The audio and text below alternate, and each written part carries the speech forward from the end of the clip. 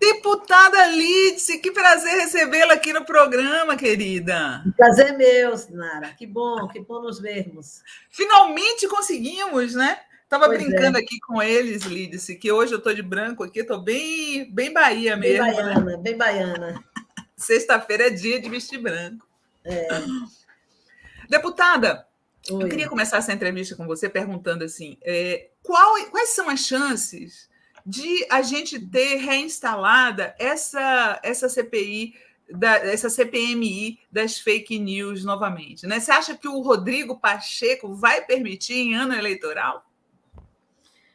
Olha, eu acho que não seria uma escolha, na minha opinião, do presidente de fazer ou não fazer, porque nós temos uma CPMI com os números regimentalmente colocados, nós temos uma decisão do Senado de que, uma vez retornada a CPMI, nós teríamos 180 dias de trabalho. O que nós poderíamos ter até é acordar o tempo necessário, indispensável para que a CPMI trabalhe, para que ela não chegue até as eleições. Isso é algo que é possível negociar, porque é do interesse de todos.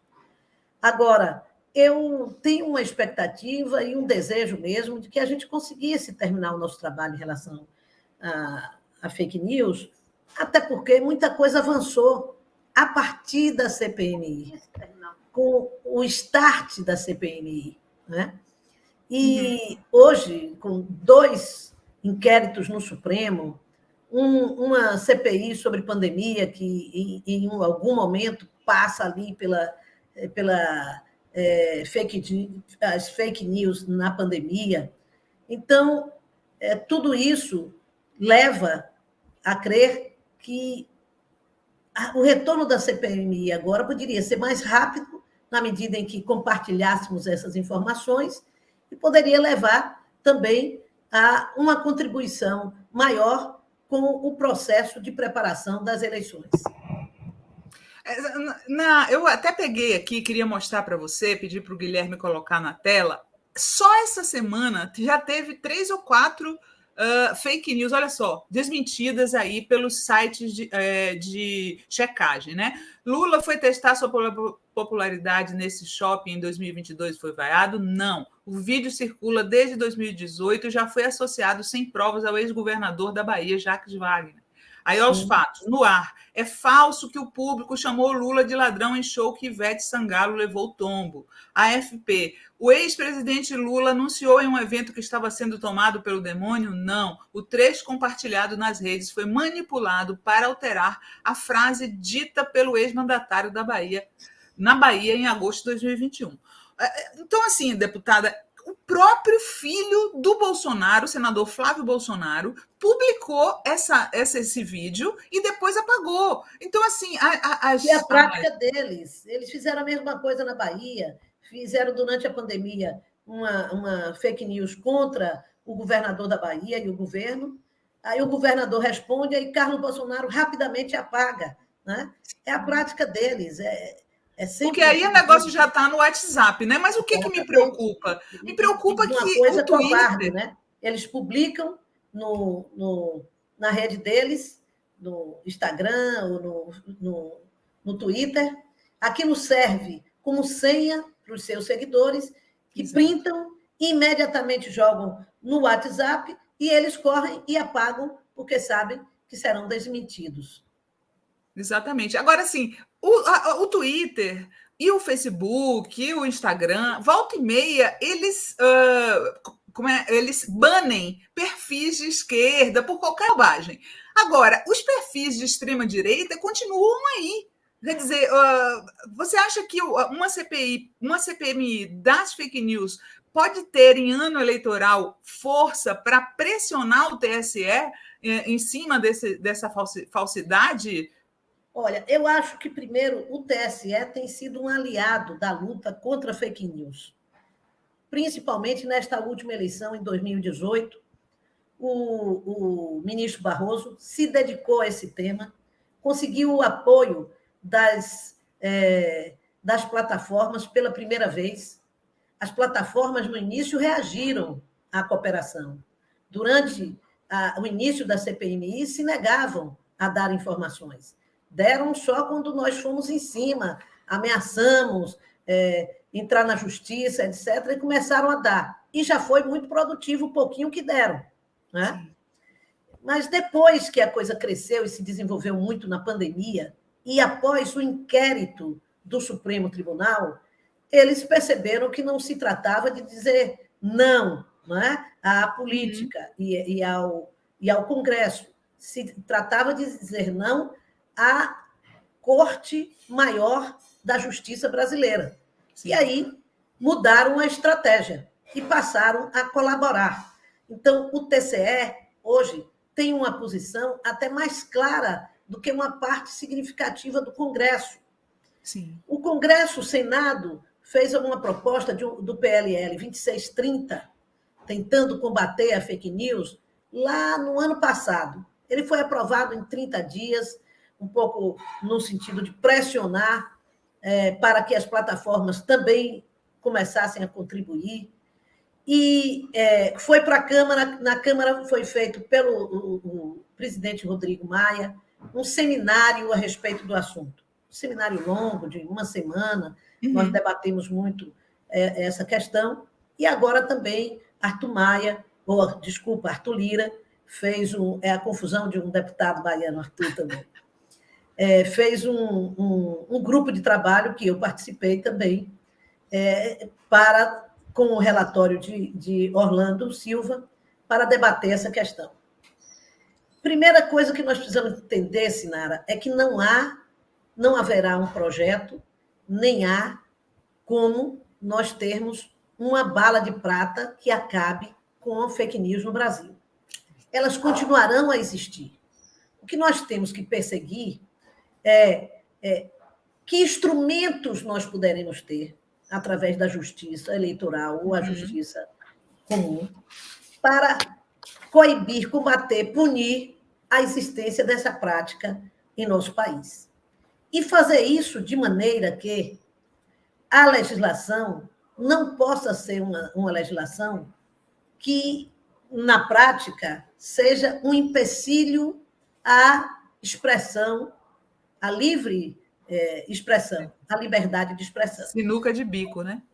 Não é uma coisa fácil, mas também acho que nós não podemos cair na armadilha do paraíso da liberdade de expressão na rede, como se a rede fosse um ambiente de harmonia. A rede não é esse ambiente de harmonia.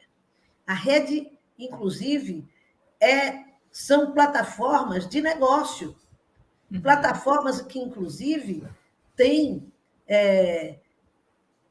as suas ações nas bolsas internacionais. Então, são negócios. Ganham dinheiro, né? As fake news rendem dinheiro. Nós também não podemos ver as plataformas como se elas fossem, assim, construções da liberdade de expressão, do desenvolvimento tecnológico de pessoas livres. Não. São negócios, são plataformas de negócios. E, portanto, esses negócios têm que ter limite, têm que ter espaço, regulamentação, que limite a ação desses negócios como qualquer outro. Como qualquer outro. Paga imposto, como qualquer outro. Tem limite naquilo que pode transmitir ou deixar de transmitir, como a televisão também os tem. Mas a televisão tem uma lei de direito de resposta no Brasil que, se a Rede Globo me botar, digo a Rede Globo como uma grande empresa de telecomunicação, se ela me coloca na rede nacional, eu tenho o direito de entrar na justiça e exigir que me dê direito de resposta. É claro que eu sei que a notícia que fala mal, ela tem muito mais visibilidade do que o esclarecimento e a defesa, mas pelo menos terei o mesmo direito. Agora, na rede social, não. Aquilo que é feito, como você própria mostrou há pouco, é feito sem que as pessoas saibam. Depois que ela é distribuída e aos milhares, é que as pessoas vão passar a saber. E não tem como responder, não tem lei que garanta esse direito de resposta, porque você não sabe nem quantas pessoas foram alcançadas por essa mentira.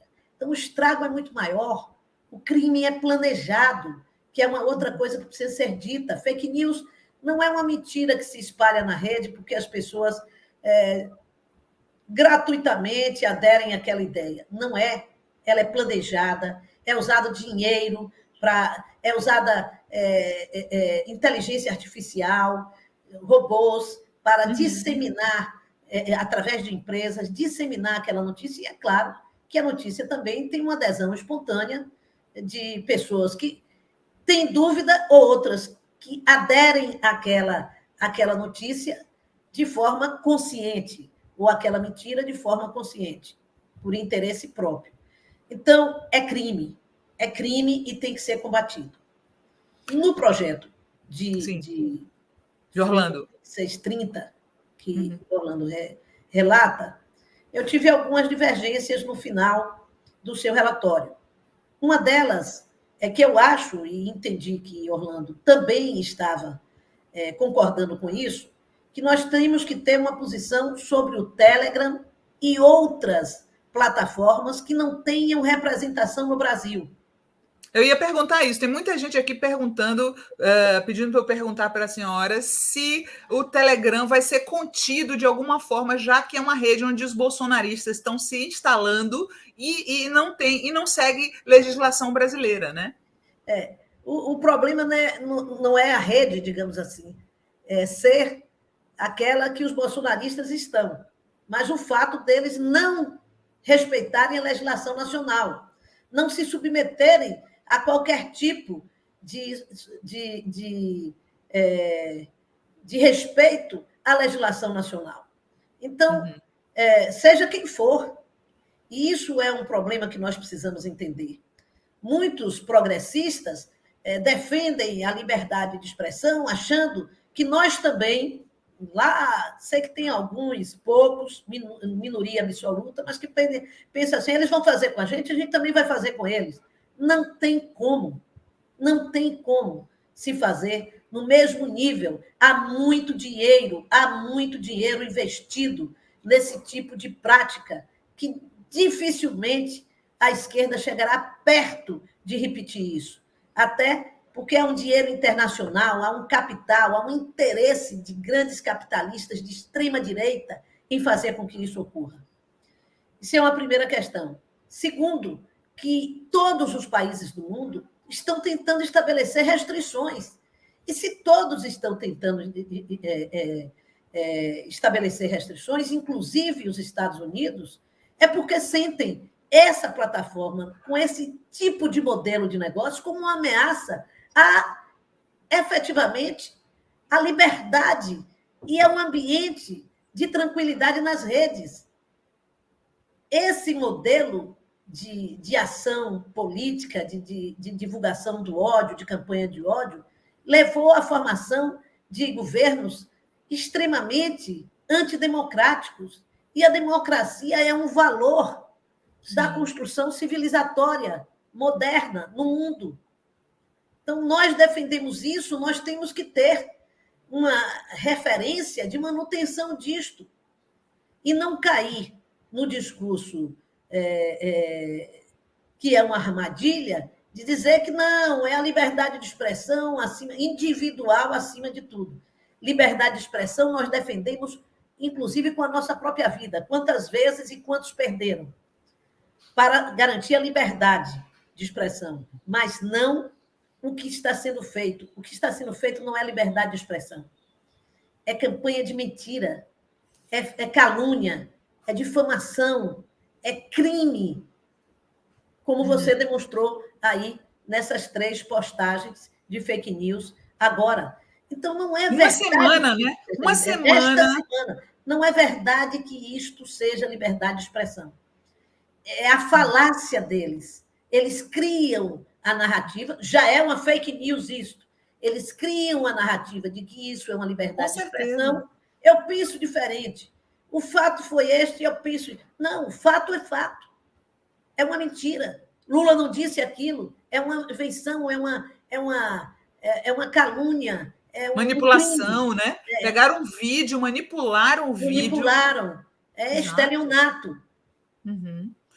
Deputada, e quanto ao WhatsApp, né? Porque quando essas mentiras, por exemplo, sobre o Lula que saíram essa semana, que aí o Flávio Bolsonaro, por exemplo, postou e depois apagou e foi direto para os grupos de WhatsApp. Eu sempre falei para as pessoas que me parece que o WhatsApp é uma terra sem lei, né? Não tem como atingir, porque se você coloca no Facebook, você tem ainda alguma chance de derrubar por fake news. Mas qual a chance de você tirar uma coisa que está circulando aí nos grupos de WhatsApp? Nenhuma.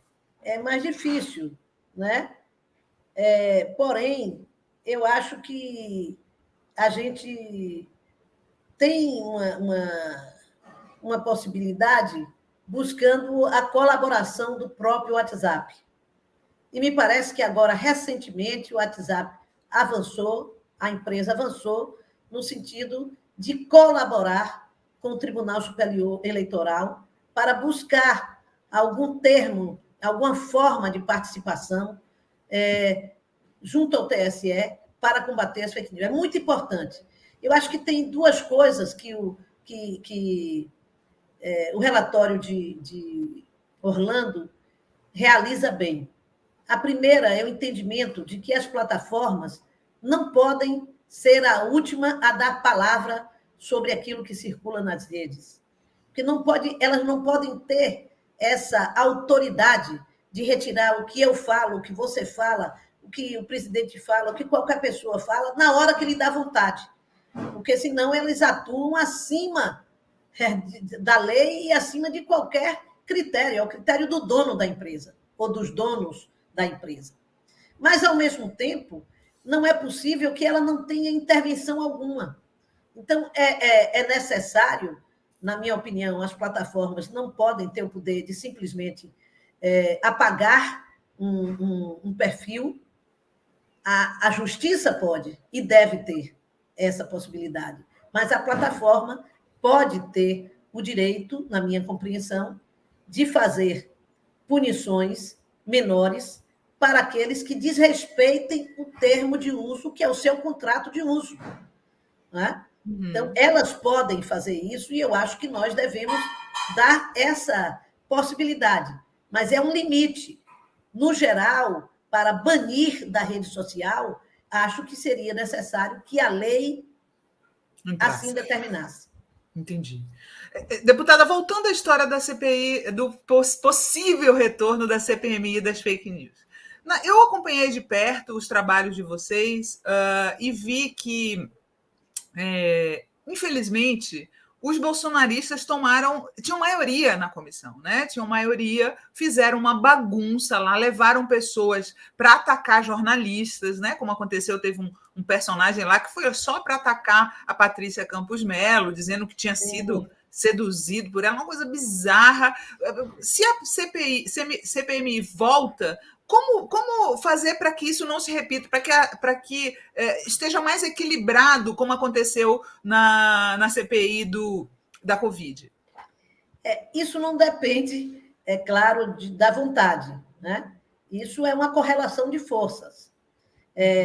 Veja que durante a nossa própria CPMI, isso mudou, né? Nós começamos com o governo unificado, dentro da CPMI, querendo construir para a sociedade que não existia fake news no Brasil e que aquela CPMI não tinha razão de existir, porque, como não existia fake news, tratava de perseguir, e era a CPI da censura, essas palavras, esses bordões que eles criam para dar sustentação à sua prática de criar fake news. Não é?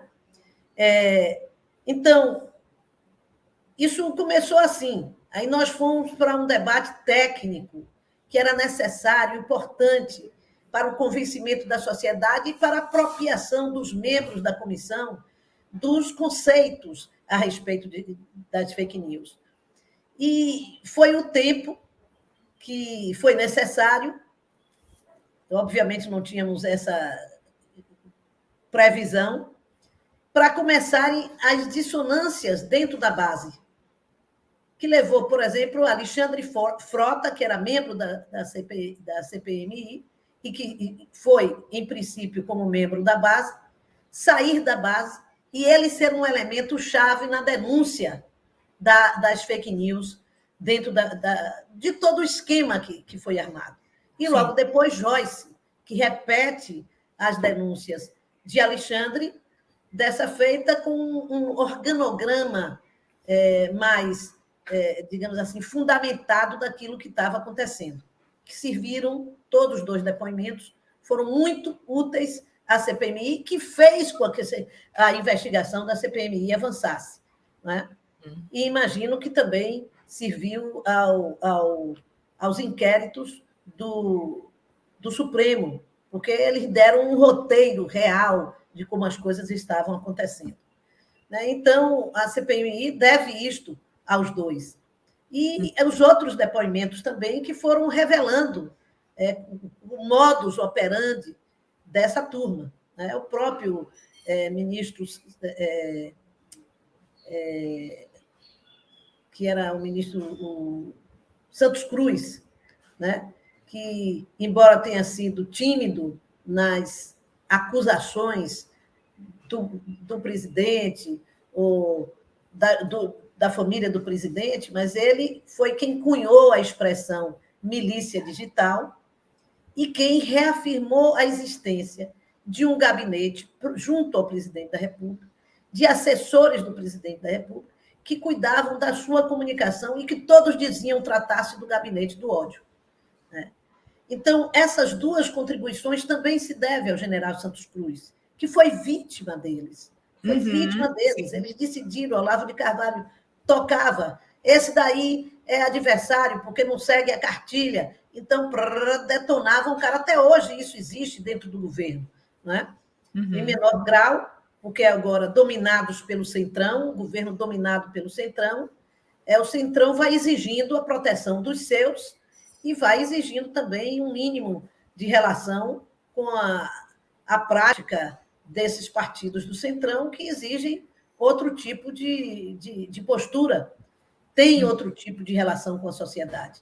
Mas o bolsonarismo de raiz, para o qual o presidente se dirige todos os dias e mantém vivo essa campanha de fake news, de campanha de ódio, campanha deletéria contra as instituições democráticas no Brasil, estes se alimentam dia a dia, e você pode ver aí a nova briga interna aí, de Van Traub com não sei quem. Eles começaram a um comer os outros em função dessa divergência interna de qual grau que eles podem e até onde podem ir nesse discurso de ódio. E alguns já estão percebendo que uma parte daquilo significativa, daquilo que Bolsonaro criticou na política e que falava dessa nova política, não passava de hipocrisia e de demagogia. Exatamente. O Roneri Teles fez um superchat aqui para perguntar para a senhora: dá um pouco de desânimo quando a senhora faz parecer que vamos depender da colaboração de redes como o WhatsApp, que sabidamente defendem a extrema-direita. Não seria muita ingenuidade esse caminho? Não deveria ser impositivo? Olha, o impositivo nós não temos ainda como fazer. Nós estamos fazendo uma legislação em que permite que a regra seja ditada pela justiça. Algumas coisas nós vamos avançar nessa legislação, nesse projeto 2630. Outras nós não vamos avançar, como eu própria disse. Pode ser que a gente consiga avançar no plenário da Câmara nessa questão do Telegram. Mas hoje não está no relatório, porque para ceder internamente ao grupo de trabalho, eu imagino, para que ele pudesse ser aprovado, Orlando retirou isto. Mas eu creio que no plenário talvez a gente consiga ganhar isto, porque isto é um absurdo. Assim como outros instrumentos que podem dar condições melhor à Polícia Federal, por exemplo, de investigar. Eu volto a dizer, nós temos que garantir a liberdade de expressão, mas temos que garantir também que a sociedade, através dos instrumentos, das instituições de justiça, possam punir quem comete crime na rede. Não apenas de fake news, mas de pedofilia, mais de bullying, de outros crimes, digamos assim, correlatos, né? E que, se não for garantido os instrumentos para que se possa investigar a prática desses crimes, termina que nós não conseguiremos alcançar os responsáveis. A Vitrola Moderna fala, TV Fora, eu acho que o Telegram é muito importante porque respeita a privacidade da gente, diferente do Zap, Insta, Face e outras mais. A questão do mau uso dele é algo para ser negociado, estudado. Deputada, durante a CPI... mas a negociação primeiro, Vitrola, tem que ser o que eles tenham representação no Brasil. Porque se é um negócio oferece vantagens, né? Ele oferece a vantagem da privacidade que outros não têm. Mas, ao oferecer essa vantagem, eles têm e devem ter responsabilidades correspondentes a estas em nosso país. Porque, senão, é isso que eu digo, é o reinado absoluto da privacidade individual contra os interesses nacionais, contra a soberania do país. A democracia, né? Em último Contra a caso. democracia, né? Em cada nação. Deputada, muitas vezes, durante a CPI, os trabalhos da CPI da Covid, que a gente chamava aqui de CPI do genocídio, né? Com justiça, né? Muitas vezes as duas CPIs se encontravam, né? A CPI da Covid com a CPI das fake news, porque muito do negacionismo e da sabotagem que esse governo fez ao combate à Covid foi através de fake news e de desinformação. Você vê alguma possibilidade dessas duas frentes convergirem agora nessa nova CPMI das fake news? Vejo, sim, vejo. Porque é claro que nós não podemos mudar o objetivo para o qual a CPMI foi convocada, que está lá no requerimento: investigar as eleições de 2018, investigar os crimes de bullying e outros crimes contra populações vulneráveis na rede, e a investigação sobre o ataque à democracia, às instituições democráticas e autoridades. Né? Mas isso aconteceu durante a pandemia. Então, há ligações... Exatamente isso, quer dizer, o combate à pandemia seria outro sem as fake news, você não acha? Não tenho dúvida. A campanha antivacina que nós estamos enfrentando em todo lugar, né? Tudo isso seria outro se nós não tivéssemos esse tipo. Essa mesma defesa que se fez sobre o Telegram também pode ser dita sobre o WhatsApp. As mensagens são criptografadas, são individuais. O WhatsApp diz que nem ele tem acesso ao que as pessoas dizem.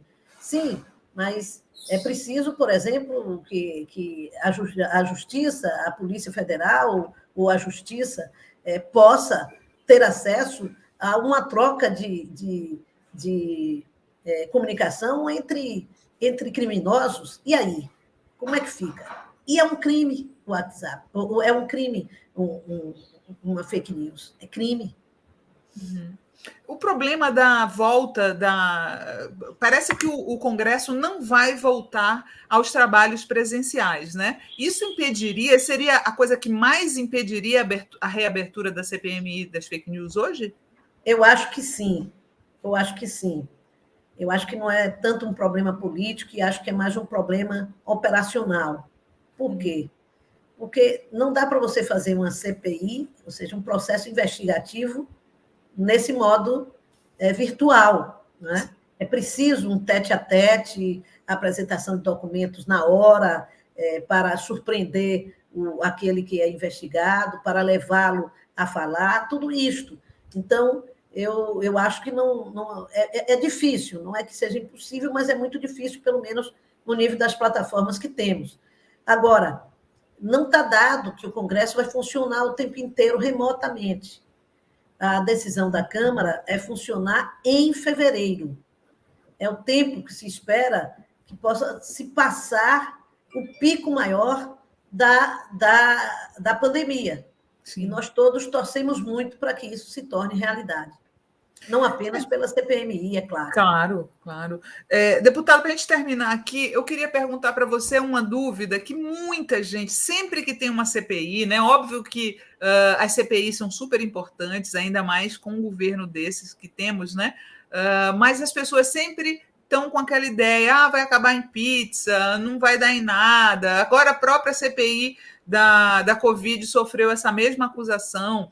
A CPMI das fake news chegou a algum resultado, na sua opinião? Se for reinstalada, qual a chance que a gente tem de ver avançar esse combate à fake news? Porque, para ser franca com a senhora, no mundo todo ninguém está sabendo como fazer, né? Me perguntaram aqui no chat, Sinara, qual a solução para acabar com as fake news? Eu falei, nossa, se eu soubesse, eu estava rica. Solução, gente, quer dizer, não é uma solução, como eu disse no início, ninguém impede uma pessoa de mentir, de caluniar. Não existe. Nós temos leis para coibir o crime, todos os crimes, assassinato, violência, violência contra a mulher, qualquer crime, existe lei para coibir e punir. Isso não impede que o crime ocorra. Isso desestimula, no máximo, que o crime ocorra. Mas é preciso caracterizar que é crime e é preciso tipificar esse crime e estabelecer punições. É um dever da sociedade organizada fazer isto, né? E por isso é que nós precisamos fazer. As investigações, como a da pandemia, eu acho que foram muito úteis à sociedade brasileira. Agora, dar continuidade à punição não depende apenas do Congresso Nacional. Aí passa para uma outra esfera, passa para a esfera da justiça, né? E aí nós temos, como cidadãos, de cobrar a justiça que instaure os processos, que possa levar adiante as investigações, punir aos responsáveis. Quando você denuncia um crime ao Ministério Público, você cumpriu uma etapa daquele processo. Denunciar, investigar, a polícia em flagrante caracterizou o crime, denuncia ao Ministério Público, e o Ministério Público dá seguimento à investigação e ao processo de condenação futura, né? De instauração do julgamento. Não é possível fazer isso se o Ministério Público não aderir a dar continuidade ao processo. E não aconteceu, né? Em nenhum dos dois casos, né? Que aí a responsabilidade não é do Congresso Nacional. O Congresso Nacional, a Câmara, o Senado, pode, inclusive, continuar como tem feito, denunciando, já denunciou até em instituições internacionais sobre a possibilidade dos crimes que foram aqui cometidos no Brasil, na Câmara de Direitos Humanos, enfim, na ONU. Mas esse processo de justiça é sempre um pouco mais lento. Eu acho que uma condenação primeira existe, a condenação da opinião pública, que tomou conhecimento dos crimes que foram cometidos por este governo na tentativa de fazer vendas e negociatas superfaturadas das vacinas no Brasil, e que a CPMI conseguiu barrar, porque senão esse processo teria ido adiante. Sim, é verdade. Ele não deu certo uma vez e iria dar logo depois. Então, essa é a primeira coisa que a CPMI faz. É a revelação do escândalo, do crime. Isso foi revelado e comprovado. Agora é continuar na luta. E no caso das fake news, o domínio que está tentando fazer o presidente da República sobre as instituições da justiça brasileira, né? O grande caminho será realmente instituirmos um governo democrático. O poder político no Brasil precisa voltar a ser democrático, a continuar no caminho da intensificação de sua democracia. Esse é o caminho. Não adianta que, no campo do que é o parlamento, nós já fizemos uma parte significativa do trabalho. Agora é realmente mudarmos as regras do jogo, através da mudança do poder político. Você é entusiasta da Frente Ampla com Lula ou não? Sou entusiasta da Frente Política com Lula. Acho que não tem outro caminho. né? Não adianta ficarmos agora, cometemos erros. Não conheço nenhum governo no mundo que não tenha cometido erros, né? O grande problema agora é enfrentar o desafio maior. Aqueles que acreditam que a eleição está ganha é uma mentira, não é verdade. Eleição não se ganha de véspera, né? Nós temos hoje muitas condições para ganhar a eleição, mas precisamos trabalhar estas condições e gerar uma capacidade de dar resposta às acusações, ao embate de campanha para poder ser vitorioso. Nós vamos ter que enfrentar a campanha de Moro, atacando a candidatura da frente, a candidatura de Lula. Vamos enfrentar a candidatura de Dória, que vai ter esse centro também. Vamos enfrentar outras candidaturas, vamos inventar 3, 4 candidaturas que vão ter como centro atacar a candidatura de Lula. Para quê? Para fazer a própria de Bolsonaro, que tem governo, que tem máquina, que tem dinheiro para gastar e utilizar a máquina em seu próprio favor. E vamos ter que enfrentar tudo isto. Portanto, é preciso compreender e ter dimensão da responsabilidade no campo de centro-esquerda para constituirmos uma frente capaz de derrotar esta blindagem, este campo que está se criando contra a reorganização democrática do Brasil. É isso aí, concordo muito com você, Lídice. Muito obrigada pela sua presença aqui no programa. E volte sempre. Eu que agradeço e estou sempre à disposição, Sinara, viu? Beijão, querida. Tchau. Bom final de semana.